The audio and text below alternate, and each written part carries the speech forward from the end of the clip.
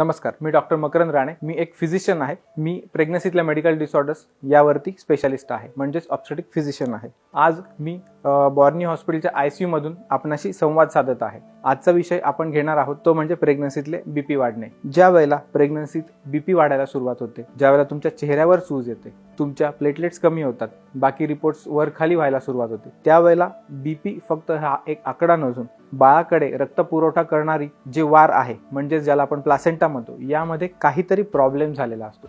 या प्रॉब्लेमला पार करून बाळाचं न्यूट्रिशन व्यवस्थित होण्यासाठी तुमचा बीपी वाढायला सुरुवात झालेली असते. त्यामुळे पुढे जाताना बाळाला प्रॉब्लेम यायला नको म्हणून बीपी ही आपल्याला मेंटेन ठेवायला लागते. प्लस आईला काही त्रास व्हायला नको याचीही आपल्याला काळजी घ्यायला लागते. यामध्ये जसं बीपी वाढत जातं त्याप्रमाणे प्लेटलेट्स कमी होणे, किडनी, यकृत, स्वादुपिंड यांना सूज येणे, शरीरातले बाकी जे अवयव असतात, यात हृदय, मेंदू, फुफ्फुस यांनाही काही प्रमाणात त्रास व्हायला सुरुवात झालेली असते. त्यामुळे कधी आपल्याला डिलिव्हरी लवकर करायला लागते.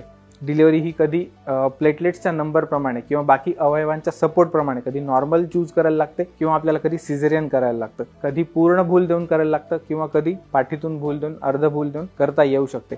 डिलिव्हरी जर लवकर करायला लागली तर बाळ काचेच्या पेटीत ठेवायला लागतं. त्यावेळेला आपण नाशिकमध्ये बॉर्नी हॉस्पिटलमध्ये या सर्व सुविधा आणि सर्व प्रकारचे तज्ज्ञ डॉक्टर्स आपल्यासाठी उपलब्ध केले आहेत. तेव्हा ज्या वेळेला प्रेग्नन्सीच्या शेवटी तुमच्या लक्षात येईल की पायाला सूज येते आहे किंवा तुमच्या प्लेटलेट्स कमी होत आहेत किंवा या संदर्भात बाकी काही प्रॉब्लेम्स येतात किंवा बीपी वाढत आहे, त्यावेळेला वेळीच भेट द्या आणि आपली प्रेग्नन्सी, आपलं गरोदरपण आणि प्रसूती सुखकर करून घ्या.